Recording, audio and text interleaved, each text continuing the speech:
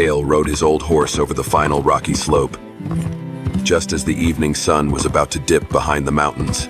6 weeks ago, he had left this place to go into town and settle a land dispute, leaving behind a cold, crumbling ranch with nothing but a leaky porch and a dry well. He had thought that when he returned, only the wind and the dust would greet him, just like always. But today was different.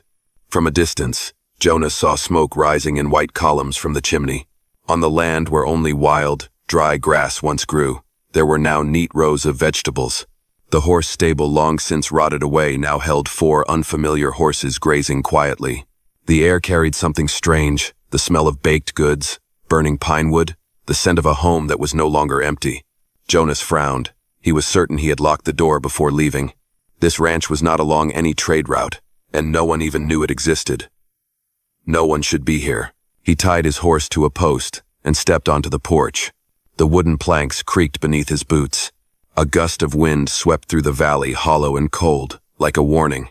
Jonas reached for the doorknob and froze. The last light of day brushed the porch roof, and that was when he saw them. 4 women hung from the rafters, ropes tight around their necks, their feet dangling just inches above the ground. Their dresses fluttered in the breeze, hair tangled and wild, eyes half open, breath shallow and ragged. Jonas stood frozen. In that moment, the world held its breath. Then he rushed toward them, with only one thought in his mind. They are still alive. I have to save them, right now. Jonas did not have a second to think. The hunting knife he always carried at his hip was out of its sheath before his mind could catch up with his body. He lunged toward the nearest one, a young blonde girl. Her hair a tangled mess, eyes bulging from lack of oxygen, head thrown back, hands clawing desperately at the air. Jonas slashed the rope. She collapsed onto the wooden floor, folding in on herself, coughing violently, each sound raw and scraping from the deepest part of her throat. Jonas barely had time to turn to the second woman. She was small-framed, her cheeks bruised, long brown hair matted with sweat. She was so weak that she could only tremble. Her eyes nearly glazed over.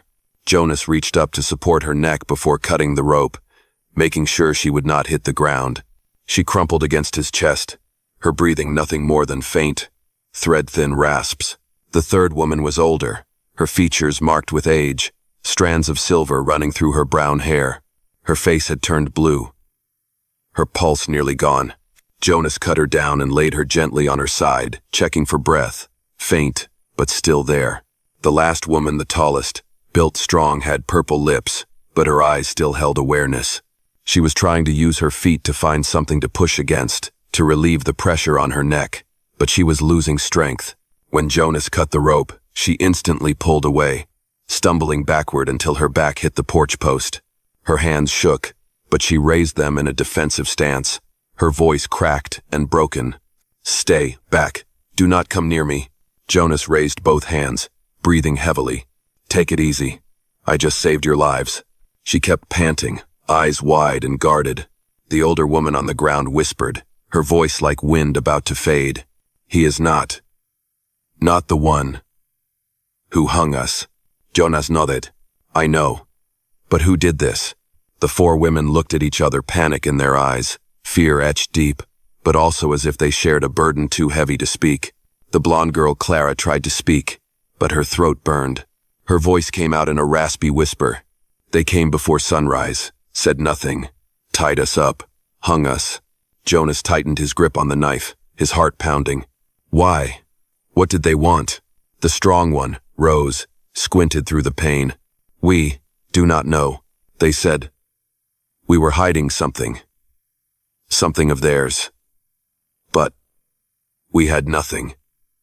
They thought we were protecting someone. Or something," Maybelle added, her voice trembling. Jonas looked around. No signs of bank robbers.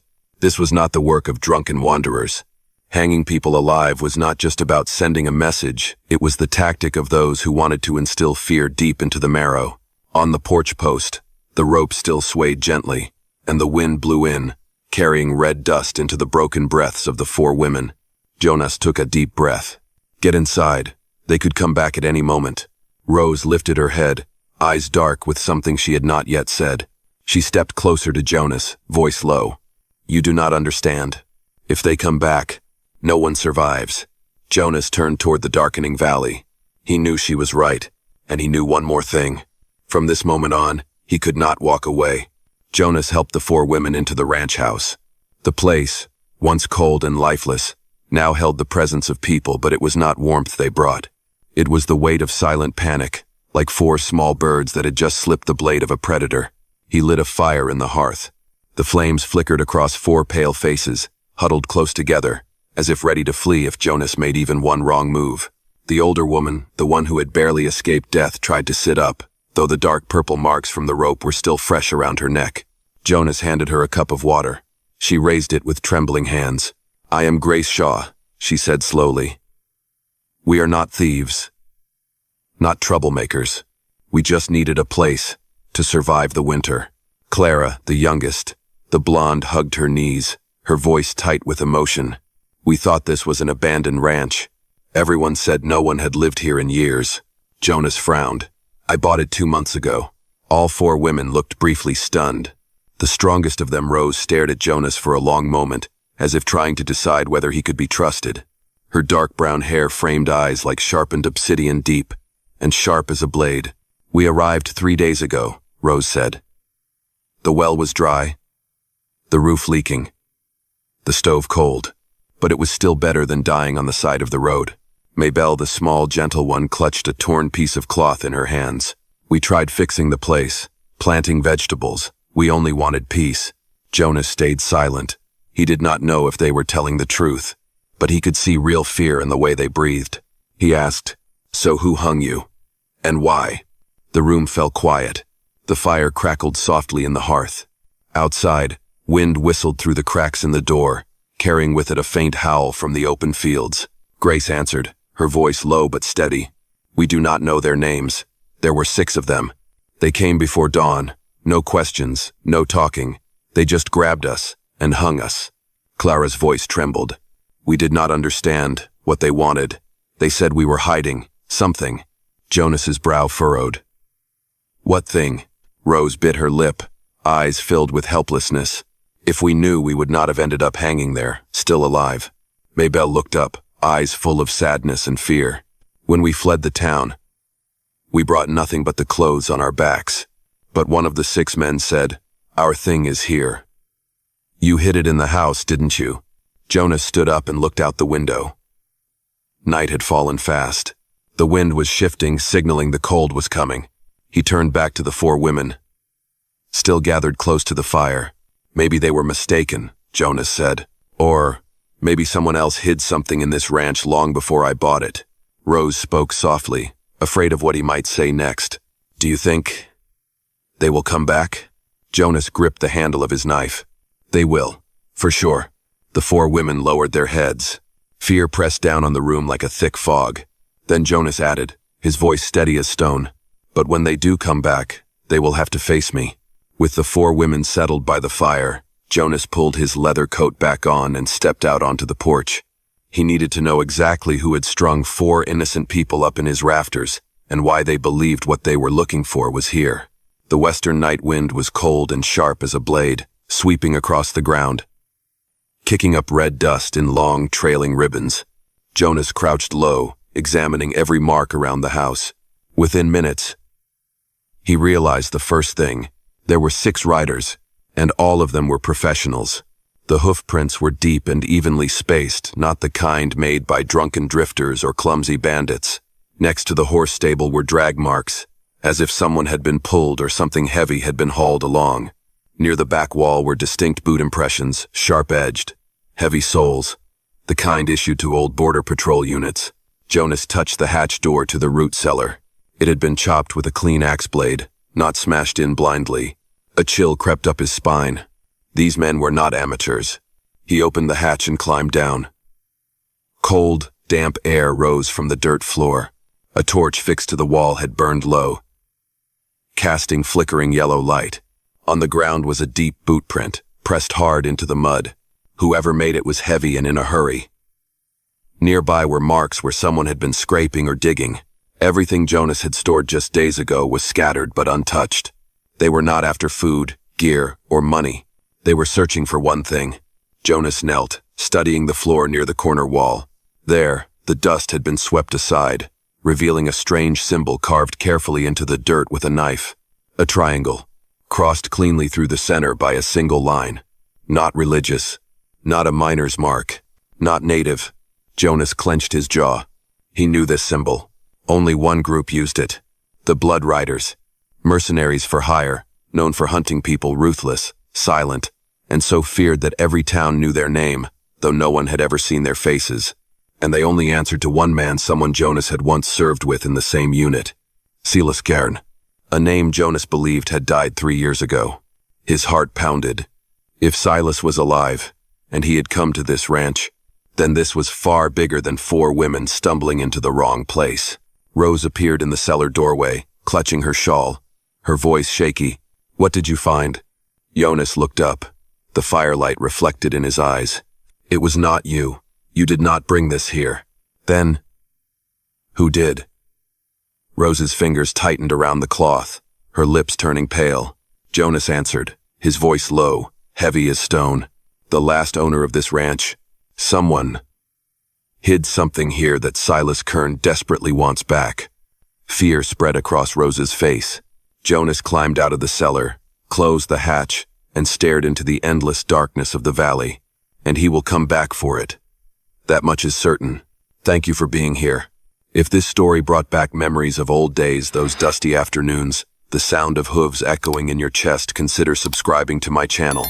So each day we can sit together once more, and I will tell you another story from the wild, wild west. Jonas stepped back into the cellar, this time more slowly, as if each footfall was turning a page in the darkest chapters of a past he thought he had buried. The torch had burned down to smoke, but moonlight filtering through the hatch slit was enough to reveal the truth that had been hidden for so long.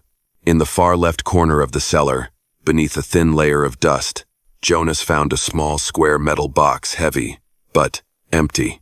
He lifted it, turned it over in his hands, and heard the hollow echo bounce softly through the cellar. It had not been opened recently. The rusted edges of the latch showed it had been unlocked many years ago, likely back when the previous owner of the ranch was still alive. Faintly etched on the lid were the words, "Property of SK." Jonas's heart sank. There was only one man in this entire region who used those initials on his belongings. Silas Cairn. If this box once belonged to him, then what was he looking for? Illegal documents? A map? Gold? Or evidence? Jonas did not believe Silas cared about money. He craved power. Whatever had been in this box, it was something he could never allow anyone else to have. Jonas crouched near the spot where the box had been found. Beneath the disturbed earth, there was something else, a torn scrap of paper, ripped in haste, the handwriting crude but legible. "Must not fall into the hands of Silas Cairn." The words felt like a voice from the grave, thickening the air around him. Jonas stood up straight, gripping the note so tightly his fingers turned white. The ranch's previous owner had not fled because of debts or disease. He ran because of Silas.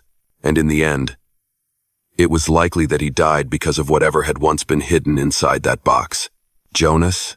Maybelle's voice came from the wooden stairs. He turned. The 4 women stood at the cellar's entrance, their faces tired, but their eyes searched his for answers, something to help them understand the storm that was now swirling around them. Jonas handed the note to Grace. She read it, her face going pale. "Silas Cairn," Grace whispered. "They say he used to serve in the border patrol, but was discharged for killing prisoners without cause." Clara hugged her shoulders tight. "Then, what he wants has nothing to do with us." Jonas nodded. "He thinks you took what was in the box, but it has been gone for a long time." Rose narrowed her eyes, her voice low and sharp. "Then he will come back and tear this ranch apart until he finds it." Jonas looked at all 4 of them, his voice firm as hardened pine. "Not just come back. He will bring enough men to kill anyone who gets in his way." The wind howled outside, and the wooden door groaned, a distant, mournful creak. Clara swallowed hard and asked the one question that hung heavy in everyone's mind. "Do we have a chance to survive?" Jonas looked up, his eyes hard with the cold focus of a man who had survived battlefields. "If we start preparing now, we do. But Silas Cairn will not stop, and he will be back very soon. The wind rose from the west, at first carrying only thin trails of dust, but then thickening into red streaks that swept through the valley like a bloody mist. Jonas stood on the porch, eyes narrowed as he felt the sudden shift in the air, a clear sign. Someone was coming. Just minutes later, the sound of hooves echoed from afar. At first, one horse, then two, then six. 6 pounding, deliberate hoofbeats, drawing closer with purpose. Jonas took a deep breath and stepped back inside the house. They are here. Grace stood up at once, her neck still bruised and swollen. What do we do? Jonas's voice held the weight of iron. Get to the cellar, now. Clara's eyes widened in panic. What about you? I stay outside. Mabel trembled. 1 man against 6. Jonas flipped the Winchester rifle into his hands, checked the chamber, then looked at them with eyes hard as mountain stone. I am not fighting. I am buying time. The 4 women exchanged glances, then one by one descended into the cellar. Rose was the last to go, pausing halfway down the stairs, her gaze sharp and unblinking. Jonas, if they catch you, he answered without hesitation. I have survived worse than them. Just do what I said. Rose bit her lip, gave a small nod, then pulled the cellar door shut. The wind howled through the yard, and the creaking of the wooden porch sounded like a distant cry across the prairie. Jonas stepped back onto the porch just as the first dark shapes emerged on the trail. 6 riders, cloaked in long dusters, their faces half covered with dark scarves. At the center was him, Silas Kern. Jonas recognized him instantly, even from afar. The gleaming black leather coat, the worn gun belt, and that scarred spotted horse, the same one Jonas had seen on the battlefield 3 years ago. Silas pulled the reins, stopping just 10 meters from Jonas. He raised his head and tugged down the scarf, revealing eyes the color of winter steel, cold, gray, unblinking. Jonas Hale, he said, his voice scraping like metal over stone. Never thought I'd see your face again. Jonas stood his ground, Winchester lowered at his side but not yet raised. I thought you were dead, Silas. Silas smirked. You should have wished that were true.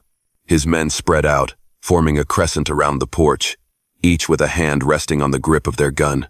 Silas reached up and toyed with the noose still hanging from the porch beam, studying the bruised marks left in the rope like he was admiring a piece of his own art. Yesterday, I thought those filthy little women had my property. Jonas's tone was ice. They are not involved. Oh, Jonas.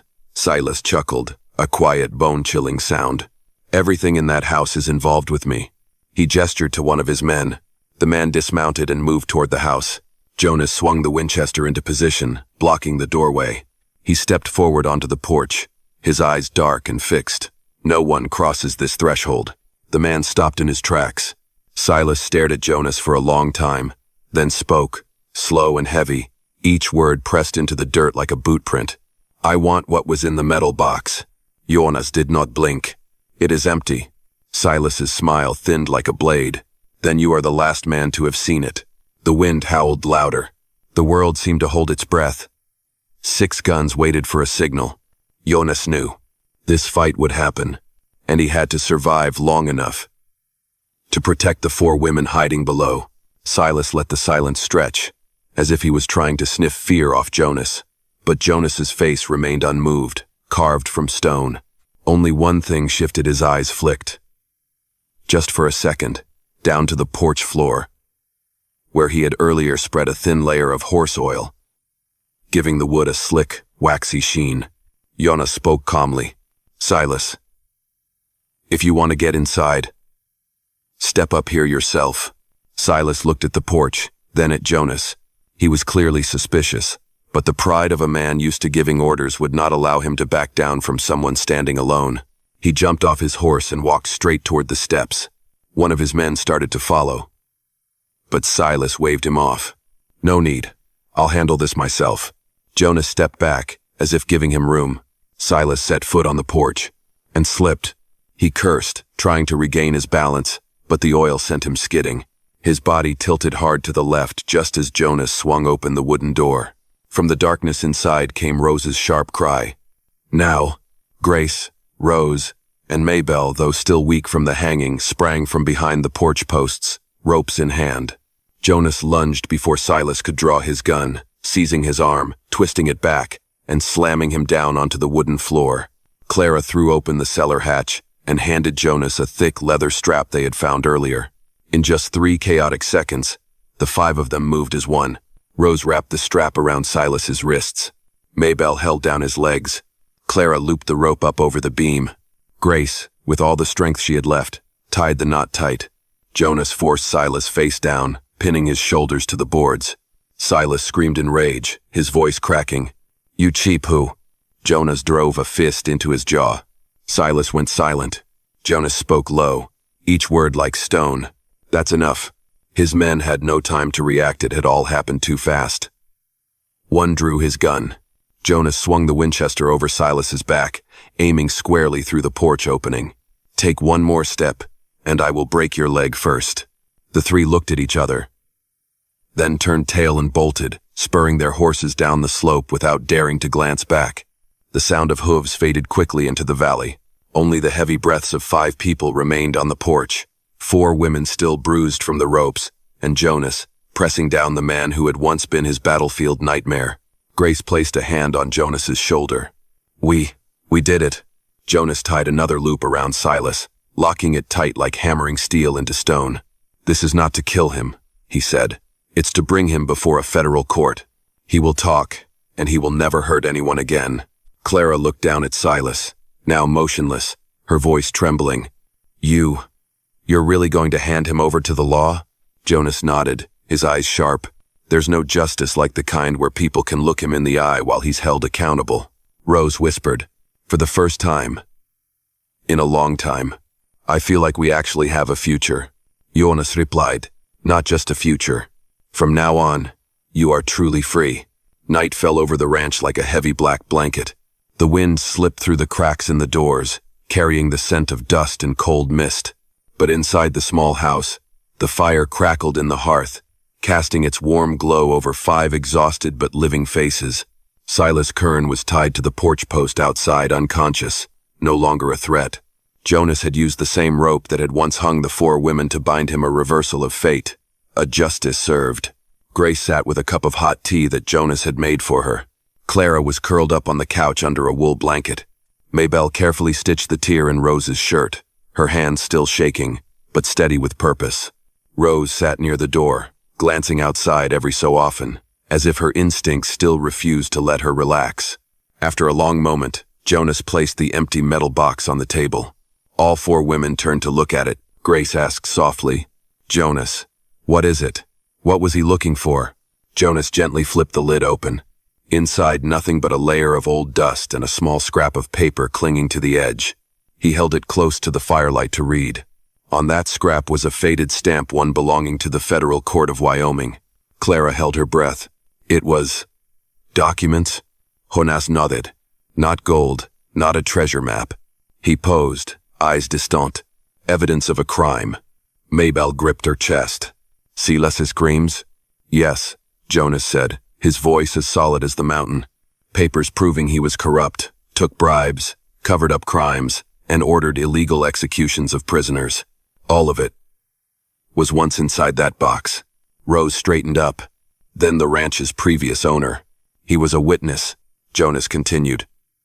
"He got a hold of the documents and hid them here. Maybe he meant to turn them over to the federal court. But Silas found out, and the man had to run." Clara swallowed hard, her voice trembling. Did Silas kill him?" Jonas did not answer. "He did not have to." All 4 of them understood. Grace looked down at her hands, the rope marks still deep in her skin. "We nearly died for something that was never ours." Jonas placed a hand on the table, his voice firm. "No, you nearly died because one evil man could not let the truth be known. But tonight," he looked out to the porch, where Silas lay bound beneath the cold moonlight. "Everything changes." The room fell silent. But it was no longer the silence of fear. It was relief after a horror that had nearly stolen their lives. Grace spoke first, her voice soft but steady. "We'll leave at sunrise, Jonas. We do not want to be a burden." Jonas glanced around the house. The home that these 4 women had cleaned, planted vegetables in, repaired with their own hands.